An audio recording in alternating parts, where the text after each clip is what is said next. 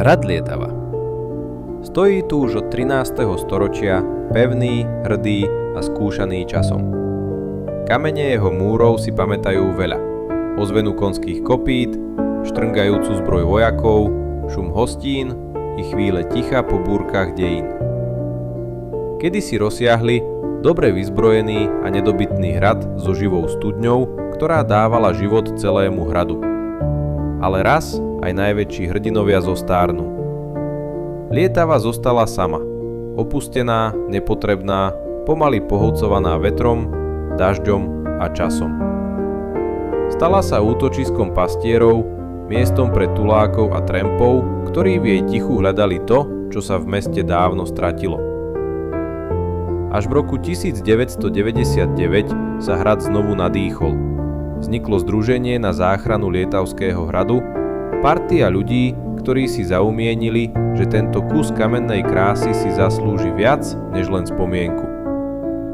Kameň po kameni, s lopatou, kladivom a srdcom v rukách začali hradu vrácať život.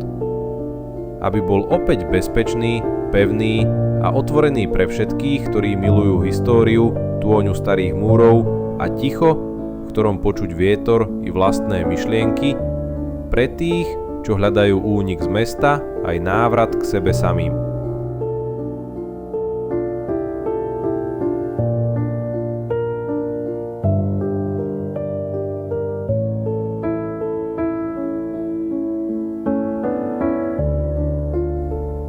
Jednou z najťažších úloh pri oprave tejto pevnosti sa stal Horný hrad, Turzov palác, kedysi ozdoba celého pánstva. Dnes sa vysoké múry usmievajú do diaľky a pripomínajú, že aj keď hrad padol, nevzdal sa. A práve tu, v týchto skalách, sa píše nová kapitola jeho príbehu o odhodlaní, priateľstve a úcte k dielu našich predkov.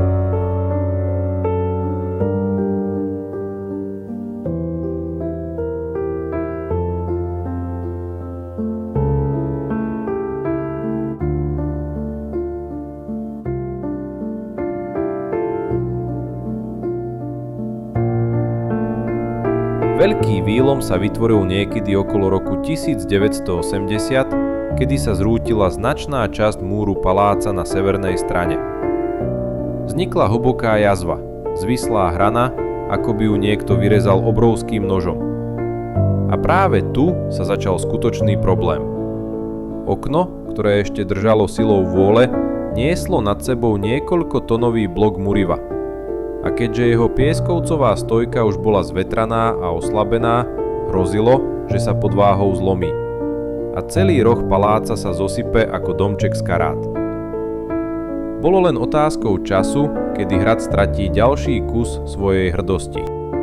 Bolo treba konať. Aspoň v rámci skromných možností, ktoré malo dobrovoľnícke združenie vo svojich začiatkoch. Našťastie sa našli odvážni ľudia. Horolezci z Moravy, ktorí spojili sily s miestnymi nadšencami a rozhodli sa zakročiť. Ich cieľ bol jednoduchý, no riskantný. Drevenými stojkami provizórne vypažiť a podoprieť zlomený okenný rám, ktorý sa mohol kedykoľvek zrútiť. Nebezpečná práca sa podarila a toto dočasné riešenie poslúžilo ďalšie 4 roky. Keďže sa medzi tým nepodarilo získať dostatok financií na rozsiahlu rekonštrukciu celého výlomu, bolo nutné pristúpiť k trvácnejšiemu, ale jednoduchému riešeniu. Kritické okno sa zamurovalo tehlami. Nie ideálne, ale spoľahlivo a s nádejou, že vydržia, kým sa nájdu prostriedky na skutočnú záchranu. A hoci išlo len o dočasné opatrenie, zachránilo hradný palác pred ďalším kolapsom a dalo mu čas. Čas, ktorý neskôr znamenal šancu na záchranu. Získaný čas družinári využili naplno na dôkladnú prípravu veľkej operácie záchrany výlomu. Začali zhromažďovať historické fotografie z archívov, múzeí, ale aj z osobných zbierok ľudí po celom bývalom Československu. Postupne sa im ozývali starí trempi a turisti, dnes už dedovia, ktorí kedysi hrad navštevovali ako mladí dobrodruhovia a zachytili ho na svojich snímkach. Medzi nimi vyniká aj pozoruhodný archív zo 60. rokov, ktorý zanechal rodák z Lietavy Štefan Lučančín. Bolo to ako cesta v čase, návrat do obdobia, keď hrad ešte stál o niečo vyšší, hrdý a nedotknutý. Z týchto stretnutí a objavov vznikol bohatý archív historických záberov a dokonca aj niekoľko vzácnych filmových záznamov z čias, keď mať fotoaparát či kameru bolo takmer zázrakom. Staré snímky sa stali nielen cenným podkladom pre obnovu, ale aj dôkazom, že Lietava mala svoje čaro aj v časoch, keď v jej múroch prebývali len vietor, mach a hradné strašidlá. Dobrovoľníci pátrali ďalej. Navštevovali archívy v Prahe, Budapešti i Bratislave, kde sa im podarilo získať podklady od bádateľov, ktorí hrad kedysi zamerali či fotili s nádejou, že ich práca raz pomôže pri obnove. A skutočne objavili poklady. Autentické nákresy z archívu architektov Menclových z medzivojnového obdobia aj novšie zameranie hradu od Gardauského zo začiatku 70. rokov. Vďaka všetkým týmto podkladom, trpezlivosti a dôvere pamiatkárov sa napokon podarilo získať povolenia i projektovú dokumentáciu pre rekonštrukciu výlomu. Časti hradu, ktorá polstoročia žila len v spomienkach, legendách a na zažltnutých fotografiách. Zo zozbieraných podkladov začali postupne vznikať prvé metodické návrhy a výkresy, podľa ktorých sa mohla začať obnova veľkého výlomu. Prvou výraznejšou murovačkou na jeho záchranu bola v roku 2013 obnova dómého poschodia obvodového múru, realizovaná v rámci národného projektu Zapojenie nezamestnaných do obnovy kultúrneho dedičstva. Vďaka tomuto projektu sa podarilo obnoviť približne 16 kubíkov muriva. V letnej sezóne 2016 pracovali moravskí horolezci na atike paláca v tesnej blízkosti výlomu. Využili teda príležitosť a postavené lezecké lešenie na to, aby zakonzervovali zranenú hranu výlomu. Práce z lana sú efektívne. Murár, alebo vlastne horolezec, pracuje zavesený z lana a zásobujú ho pracovníci zo zeme. Rozvoľnené murivo hrany výlomu spolu opravili maltou tak, aby do nej nezatekala voda a hrana ďalej neerodovala. Po ukončení tejto etapy sa však práce na niekoľko rokov zastavili. Bolo potrebné vykonať podrobné archeologické a architektonické výskumy častí, ktoré zostávali nejasné. Ako sa ukázalo, ani táto fáza nebola jednoduchá. Z prieskumov priľahlých konštrukcií, ktoré priamo nadväzovali na výlom, vyplynulo, že samotná obnova sa bude musieť začať o niekoľko poschodí nižšie, než sa pôvodne predpokladalo. Architektonický výskum totiž priniesol jeden zaujímavý objav. V základoch na skale sa objavil poškodený gotický portál s lomeným oblúkom. Pravdepodobne išlo o pôvodný vstup do hradu v gotickom období. Práve tento úsek držal nad sebou zostávajúcu časť výlomu a ak sme chceli nadmurovať tony nového muriva, bolo potrebné najprv ho staticky zabezpečiť. Gotický oblúk, ak je kompletný, má prirodzene výbornú nosnosť a preto metodik rozhodol o jeho obnove. Tým sa zároveň zachová aj ako viditeľný prvok v murive a statika objektu bude posilnená. Ďalšia etapa prác prirodzene nadviazala na miesto pri už obnovenej gotickej bránke. Bolo potrebné obnoviť aj vstupný otvor do pozdĺžnej veže, pretože priečné a zvislé sily zo základne výlomu sa prenášali práve do tejto časti. Obnovením špaliet a záklenku vznikol pevný úsek muriva, na ktorý bolo možné nadstavať ďalšiu časť obvodového múru a plynulo tak nadviazať na práce z roku 2013. Tým sa otvorila cesta k ďalšej fáze obnovy výlomu. Postupne sa podarilo získavať dotácie z menších grantov, ktoré umožnili udržať tempo prác. Združenári usporiadali viacero pracovných workshopov, kde dobrovoľníci spolu s profesionálmi murovali podľa pripravených výkresov a pokynov metodika. Ten bol s nimi často v priamom kontakte, osobne na lešení alebo po telefóne, keď sa riešili detaily stavby. Zanietení pracovníci spoločne stavali lešenie, miešali maltu, nosili tony kameňa a postupne obnovovali dôležitú časť hradu. Nadstavovaním obvodovej steny sa zároveň naskytla možnosť doplniť časť klenby na poschodí pozdĺžnej veže. Výsledok stál za to. Vznikol tu nový, malebný kút horného hradu. Práce pokračovali ďalej. Po krátkej prestávke sa všetko znovu sústredilo na obvodovú stenu, ktorú bolo treba postupne dvíhať vyššie. Metodik priamo na murive vyznačil miesto, kde mali vzniknúť špalety veľkého okna. Toho istého, ktoré sa rozhodli zrekonštruovať podľa starých výkresov a niekoľkých dobových fotografií. Kombináciou viacerých metód sa podarilo presne určiť jeho pôvodnú polohu. Cieľ bol jasný. Aby nový otvor kopíroval tvar okna, ktoré kedysi zaniklo pri páde výlomu. Ako to už býva, čím viac odpovedí sa našlo, tým viac nových otázok sa otvorilo. Historické fotografie naznačovali, že okno bolo kedysi zamurované. Alebo možno dokonca zmenšené len na malý vetrací otvor, či strielny v dolnej časti. Sezóna sa pomaly chýlila ku koncu. Na múre už stáli špalety do polovice výšky a hrad si po dlhých mesiacoch práce mohol konečne vydýchnuť. Aj dobrovoľníci a remeselníci potrebovali dopriať oddych rukám aj mysli. No všetci už v duchu cítili, že toto je len krátke ticho pred ďalším krokom. Nová sezóna, rok 2025, už čakala za rohom.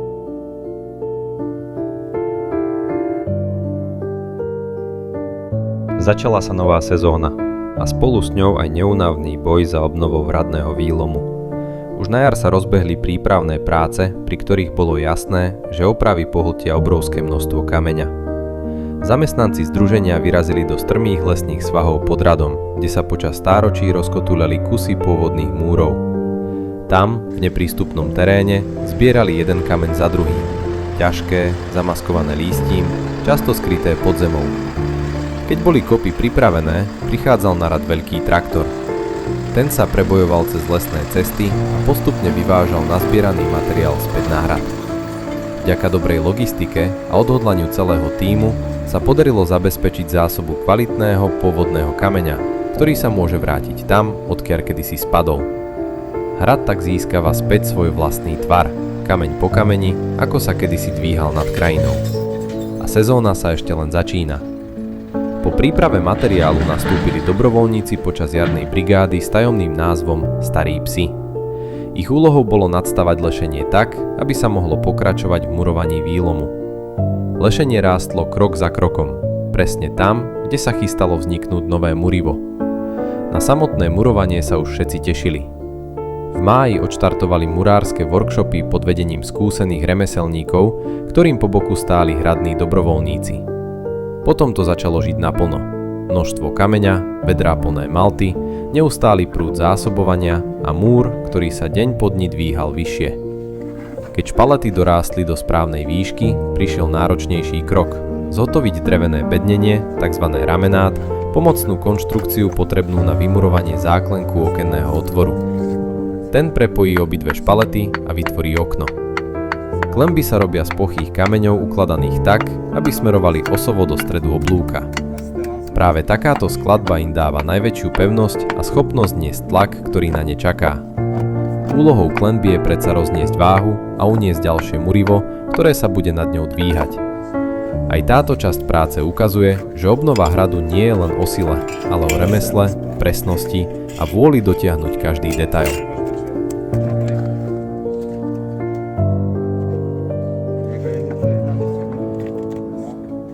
Veľké okno sa podarilo dokončiť a záchrana výlomu bola zasa o krok bližšie k cieľu. Poškodené okno výlomu, kvôli ktorému celá táto akcia vznikla, bolo už takmer na dosah. Dobrovoľníkov však čakala ďalšia neľahká úloha. Vymurovať podporný pilier v rámci obvodovej steny tak, aby horné okno zostalo stabilné a už nemalo dôvod sa zrútiť. Workshopy pokračovali deň za dňom a skupiny dobrovoľníkov sa striedali ako hliadky na stráži.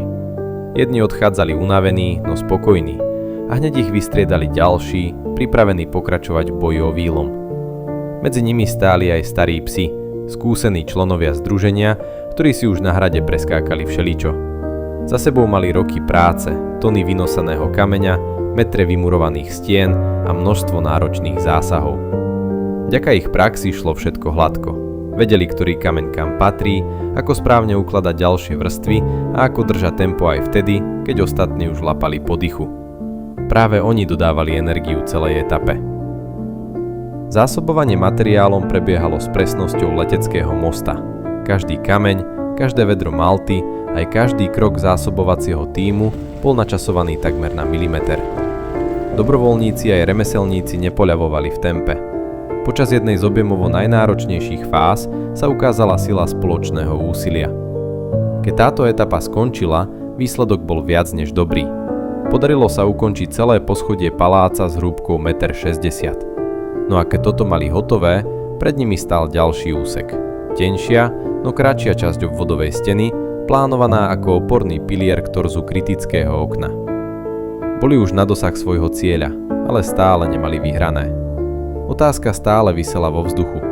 Podarí sa to dokončiť včas? Výlom čakal na ďalšiu sériu workshopov, lebo tento rok mal skončiť veľkým cieľom. Vyriešiť hlavný statický problém výlomu raz a navždy. A ako hradní dobrovoľníci spomínajú na workshopy so starými psami? Po dni plnom dobrovoľníckej práce sme si spoločne vydýchli pri rozhovoroch. Niekedy o vtipoch a príhodách z hradu, inokedy o tom, čo nás pri práci postretlo alebo čaká zajtra. Z gramofónu sa ozýva hudba, ktorá už neodmysliteľne patrí k nám, starým aj mladým hradným psom. A kto raz na Lietavskom hrade zažil západ slnka, svitanie alebo len pokojnú popoludňajšiu chvíľu, ten vie, že toto miesto patrí medzi najpôvabnejšie kúty našej krajiny.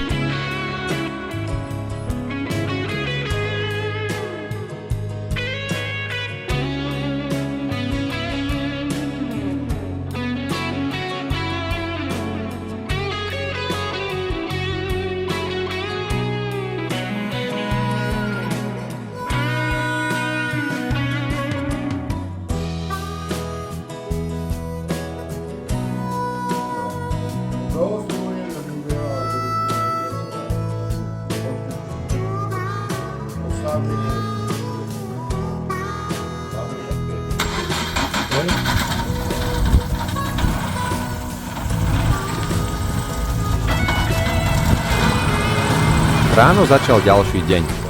Tí, ktorí už mali svoj turnus za sebou, alebo ich doma čakali povinnosti, sa pomaly lúčili a odchádzali. No hrad má zvláštnu, magickú silu. Stále k sebe priťahuje nových ľudí a tak ani tento raz nechýbali pomocníci a dobrovoľníci.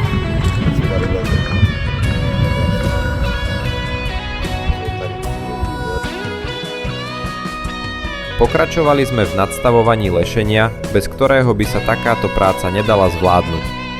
A platí tu jedno pravidlo. Čím pohodlnejšie si lešenie postavíš, tým lepšie sa ti bude pracovať. Preto aj pár hodín venovaných jeho úpravám sa neskôr vráti.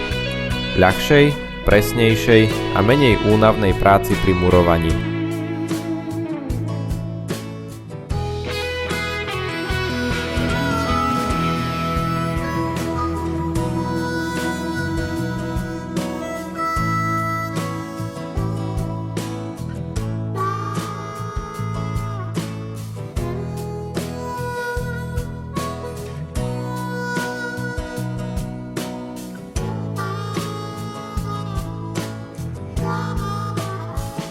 Múr rástol ako z vody. Po dokončení špalaty sa na nový ramenát mohli doplniť chýbajúce klembové kamene a z labilného torza vznikla opäť pevná, avšak útulná okenná nika. Práve obnovou tejto niky sa podarilo stabilizovať obvodový múr a zabrániť postupnej deštrukcii celej palácovej časti. Nadmurovaním nad novú klembu vyrástol ďalší úsek muriva a výsledok hovorí sám za seba. Nové murivo je dnes na nerozoznanie od historického.